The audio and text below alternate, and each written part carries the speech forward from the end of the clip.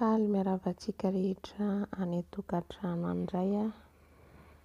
Miarahaba antsika rehetra izay miandry ny fiverenan'i Jesosy Kristy Tompo avy eny amin'ny lanitra tsy ho ela. Izara témoignage izay nanafahan'ny Tompo aho tamin'ny loko volo, tamin'ny tisazy, tamin'ny toza, tamin'ny makiazy. Saorana Jesosy satria nanafaka tamin'izany izy. Mety tentsika hoe tisazy koa ve dia fahotana na mandoko volo koa fahotana. Jesosy dia tsy makasitraka an'izany. Tsy makasitraka antsika izy a. Hanisy tovana na hanisy tovatovana amin'ny volontsika eo. Ny volo, ny tarehy, ny hoho. Asiantsika hoe tsy akasitrahantsika izany ilay naturel ataon'i Jesosy dia mbola hoe asiantsika loko volo dia asiantsika indray koa ilay lokontsika ny volo. Fa Andriamanitra dia tsy makasitraka an'izany. Fa isaorako ny Tompo fa nanova izy tao anatin'izay ary inona koa fa hanovanao izy. Satria tsika kristianina dia tokony tsy ho anatin'izany hoe fanaon'izao tontolo izao izany. Tsika izany fahazavana. Tsy tokony handeha any amin'ny maizina indray tsika, tsy tsika indray koa no hanao fanaon'izao tontolo izao. Tsika tokony ho fahazavana manoloana an'ireo izay mbola any amin'izao tontolo izao. Satria tsika tany no nafahan'i Jesosy ka tsy tokony hisy fandraisantsika intsony amin'ny fanaon'izao tontolo izao, ny zavatra eny amin'izao tontolo izao, ny filàny momba ny zavatra eny tontolo eny. Ka anisany tsy ahafahantsika mihitsy ilay hoe hahita an'i Jesosy satria masina io Andriamanitrantsika io. Mety hitentsika tsy ao anatin'ny Baiboly izany hoe momba hoe asiana ny volo, asiana ny makiazy izany. Fa maninona ny mandrara an'izany? Tsika raha noharian'Andriamanitra dia tsy nanisy n'inona izy fa naturel noharian'Andriamanitra ahy soa anao. Tsy nasiana lokomena, tsy nisy an'izany, tsy nampiasa an'izany i Eva. Fa noho ny fahotana, noho tsika voaozina dia tonga ilay zavatra maro isan-karazany aty aoriana. Nahatonga antsika tsy nahalala, tsy nahafantatra fa isaorana ny Tompo satria izy niteny mihitsy nandefa ny fanahy izy, nandefa ny fanahy masina izy. Andeha ny vaikatsika ny ten'Andriamanitra ao amin'ny Jaona. Jaona toko fa 4 dia nilaza momba ny fanahy masina. Fanahy masina dia ampahafantatra na dia izay zavatra mbola tsy fantatrareo aza, na dia zavatra mbola tsy haintsika aza, dia ampahalalany fanahy masina antsika. Mety zavatra tsy voasoratra amin'ny Baiboly fa ampahalalany antsika satria iny fanahy masina iny no mamola volantsika. Iny no ahafahantsika, iny tombo-kase ahafahantsika miakatra raha tonga Jesosy. Ka mpahafantatra, iny no mampahalala tsika tsy nahalala an'i Jesosy. Fa ilay fanahy masina nikasika antsika, nampahafantatra antsika hoe iza moa io Jesosy io, nahatonga antsika nibebaka, nahatonga antsika nanolo tena. Fa na tsika dia tsy nahalala an'izany. Ka tenin'Andriamanitra dia milaza na dia zavatra mbola ho avy aza, ampahalalany ianareo, na zavatra tsy hitan'ny maso, tsy fantatrareo. Halleloja. Andeha vakitsika ny ten'Andriamanitra Jaona toko fa 4:25 vakina ny teny hoe izany teny izany dia efa voalazako taminareo raha mbola mitoetra eto aminareo aho. Fa ny mpananatra dia ny fanahy masina izay irahin'ny ray amin'ny anarako. Izy no hampianatra anareo ny zavatra rehetra sy hampatsiaro anareo ny zavatra rehetra izay nolazaiko taminareo. Izy no hampianatra anareo ny zavatra rehetra. Ny fanahy masina mampianatra antsika ny zavatra rehetra. Ary mbola teny koa Jaona toko fa 5:20 amin'ny anaran'i Jesosy. Fa raha tonga ny mpananatra, izy irahiko ho aminareo avy amin'ny ray, dia ny fanahy fahamarinana izay mivoaka avy amin'ny ray, dia izy no vavolombelona hanambara. Raha tonga izy ny mpananatra, izy ny irahiko ho aminareo. Izany ny rahana mihitsy izany fanahy masina ao anatintsika, ary izy no mampahafantatra antsika ny zavatra miafina izay tsy fantatsika. Halleluja. Amen. ny kristianina dia tsy tokony hanisy tovatovana na fanampiny amin'ny volon'io tsony, satria mitondra fanahy hafa amintsika zany indrindra antsika vehivavy. Misy ten'Andriamanitra mbola ambara ao anatin'izay. Mety hitentsika hoe fahatsarana ao antsika zany tondro hoe manamboamboatra ny vatantsika zany koa ve dia fahotana zany ry havana eo anatrehan'Andriamanitra, ary tsy hakasitrahan'i Jesosy mihitsy zany.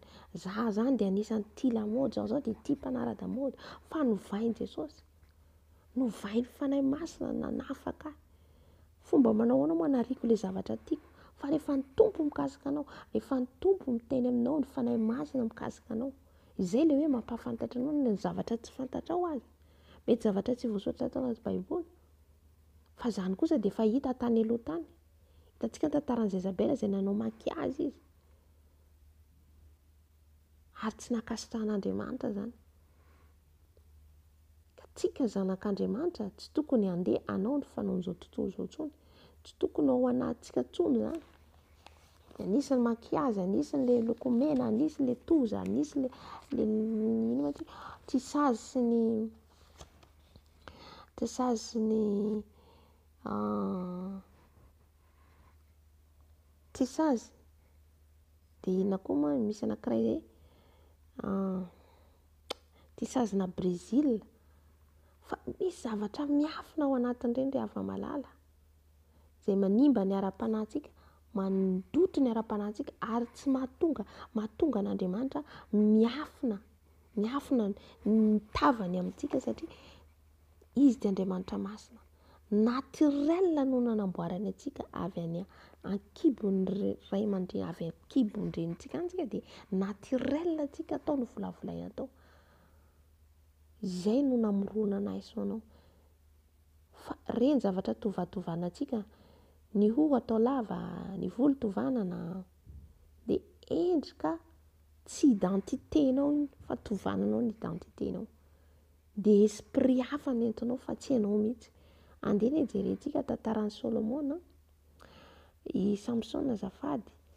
Samson dia nanana ny volony naturel izy. Fa naninona izy no ny volo naturel avy any an-kibon'ilay ray aman-dreniny, dia tsy nanapahana mihitsy ny volony. Eto Samson dia tsy nitapahana ny volony. Fa antsika moa zany hoe mbola kely izay mety nitapahana volo, fa naturel kosa ny volontsika na dia nitapahana ary. Naturel foana. Fa taty aoriana rehefa lehibe tsika dia efa tsika nandeha hoe mbola tamin'ny tsy fahalalana izay, dia nanaraka ny lamaody, nanaraka ny fanaon'izao tontolo izao. Fa rehefa tsika ao amin'i Jesosy, nanolo tena ao amin'i Jesosy, nanara-dian'i Jesosy, tsy tokony ho any amin'ny filan'izao tontolo izao tsony no misy antsika. Halleloja. Ary Samson dia hitantsika fa ny Delila namadika azy dia nanala ilay volony misy ositra, ny soran'Andriamanitra antsika io lohantsika io misy ositra. Fa fomba ahoana zao antsika ositra nefa ny volontsika miloko, ny volontsika misy toza, ny volontsika misy tisazy. Tsy afaka hitan'ny voninahitr'Andriamanitra antsika amin'izany. Hitantsika fa niala tamin'ny Samsona mihitsy ny herin'Andriamanitra, niala tao aminy, satria ao amin'ny lohantsika io no misy ny anosoran'Andriamanitra ahy sy anao. Kanefa iny mihitsy ny tiany developotena, ampanaoviny lamaody isan-karazany izao, mba tsy ahafahantsika mahita, tsy ahafahantsika mifandray amin'Andriamanitra. Halleloja.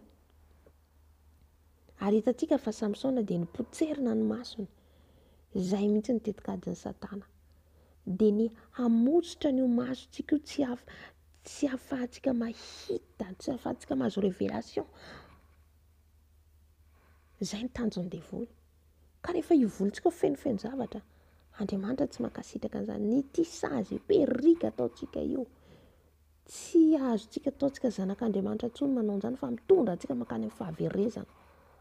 Halleloja. Za zany dia mpanao izany ry havana, hitanao ireo sariko nataoko tao aloha, fa novain'Andriamanitra, novainy Jesosy atao anatin'izany.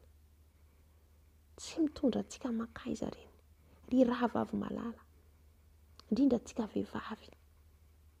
misy esprit hafa no ambadika an'ireny, esprit ny biby lava, esprit séduction,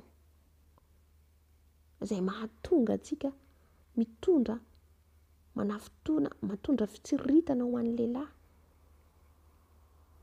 Ao Matio izy dia milaza an'izay hoe raha ohatra izy mijangajanga ianao dia efa misy fitsirita ao anaty ponao dia efa mijangajanga, izany hoe misy lehilahy zany efa hoe mitsiritra ilay fitafinao dia efa nahasimba n'iny fanahin'iny lehilahy iny ianao ka tonga n'iny fitsiritan'iny lehilahy iny tonga ny azy tonga any amin'ny fahaverezana. Tadidio amin'izay fa na ny fitafintsika fotsiny, ny zavatra ataontsika fotsiny ka mitondra fitsiritana eo amin'olona na amin'ny lehilahy dia efa anisany hoe mahatonga antsika ho any amin'ny fiainana fahaverezana. Na ianao izay manao an'ilay zavatra, manao an'ilay fitafitsy ny tsy mendrika, na ianao manao ilay volo na ilay lehilahy mijery ianao. Jereo dinitsika amin'izany hoe lehilahy firy no mitsiritra anao mandritra ny nanaovanao ny tontolo andro, ny fitafinao, ny volo anaovanao, ny makiazinao, lehilahy firy. Ny fitafy tsy mendrika, ny fitafy ny zipo mihantona, ny pataloha dia tsy tokony anaovantsika intsony. Tsika izay efa hoe manana an' Jesosy, nanolo tena ho an' Jesosy, aoka antsika tsy hanala baraka an' Jesosy izay niantso antsika, fa zanantsika. Mamenatra antsika ve ny hanao zipo? Anenatra antsika ve ny hanao ny akanjo fitafy mendrika? Raha ny mizelmary mahavita an'izany, fa nahoana antsika kristiana tsy mahavita? Halleloja.